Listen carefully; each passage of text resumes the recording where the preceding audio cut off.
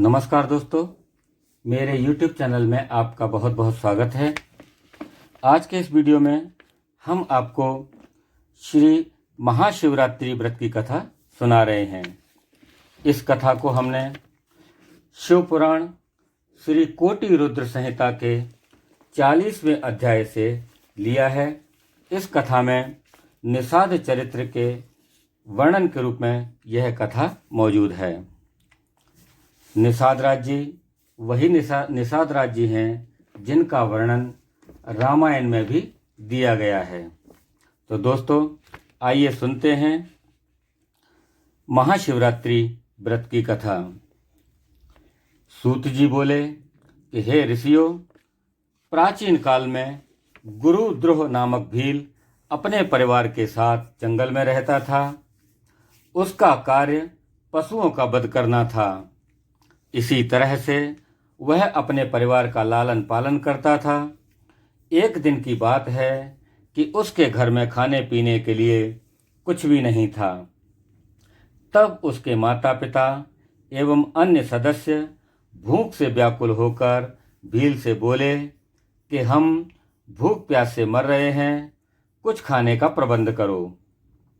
यह सुनकर उस भील ने अपना धनुष बाण हाथ में लिया और शिकार की तलाश में चल दिया।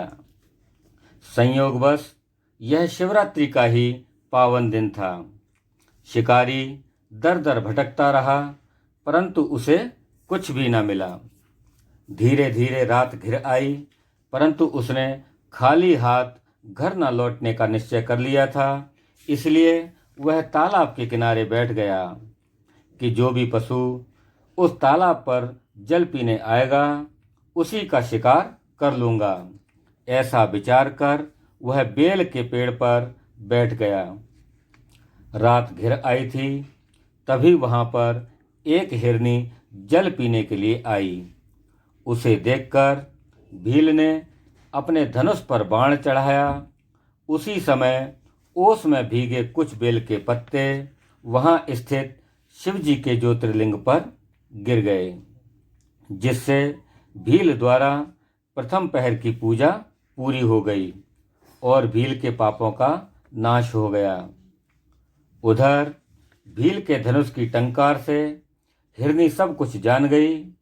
वह उस भील से प्रार्थना करने लगी कि हे भील, आप मेरा वध करना चाहते हैं, मुझे मारकर अपनी भूख मिटाना चाहते हैं।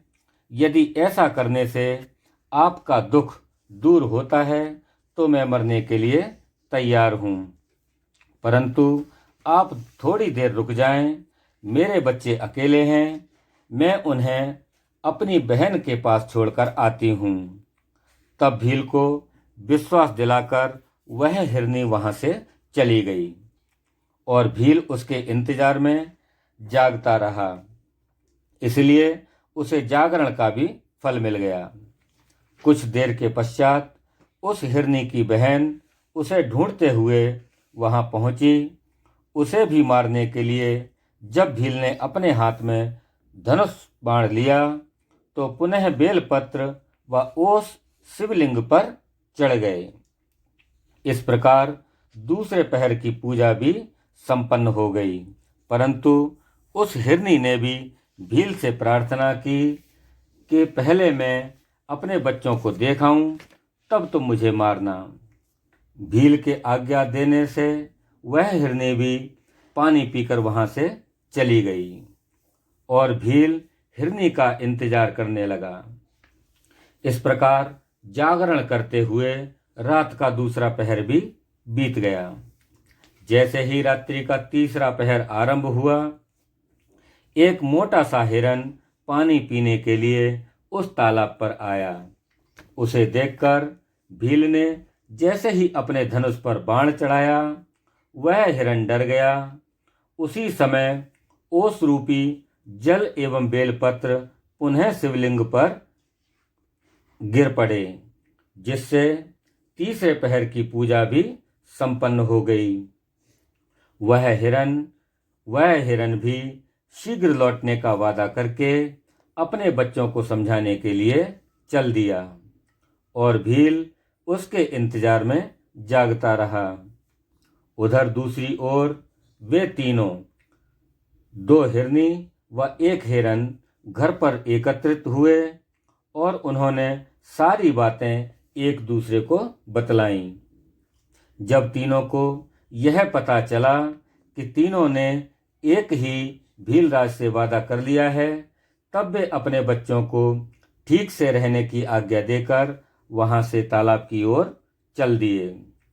बच्चों ने भी सोचा कि हम अपने माता पिता के बिना कैसे रहेंगे, इसलिए वे भी उनके पीछे पीछे चल पड़े।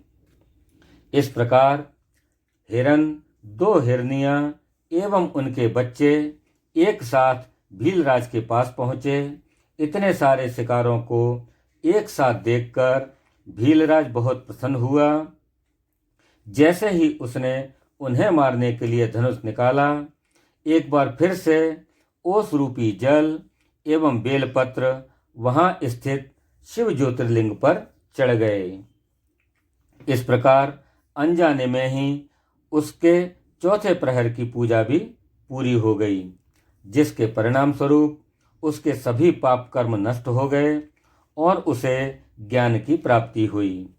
उसने अपने मन में विचार किया कि मुझसे श्रेष्ठ तो ये पशु हैं, जो परोपकार के लिए अपने प्राण नछावर करना चाहते हैं, और मैं मनुष्य होकर भी हत्या आदि बुरे कार्यों में लिप्त हूँ। ऐसा विचार करके भील बोला कि हे मृग, हे मृगियो, तुम धन्य हो, तुम्हारा जीवन सफल है। तुम जाओ और प्रसन्नतापूर्वक निवास करो, मैं तुम्हें नहीं मारूंगा। भील के इतना कहते ही भगवान शिव ज्योतिर्लिंग से प्रकट हो गए।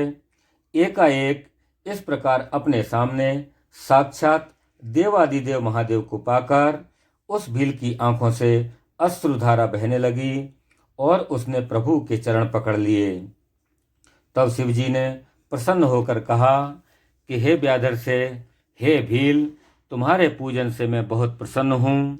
तुम श्रृंगवेरपुर जाकर आनंद पूर्वक निवास करो।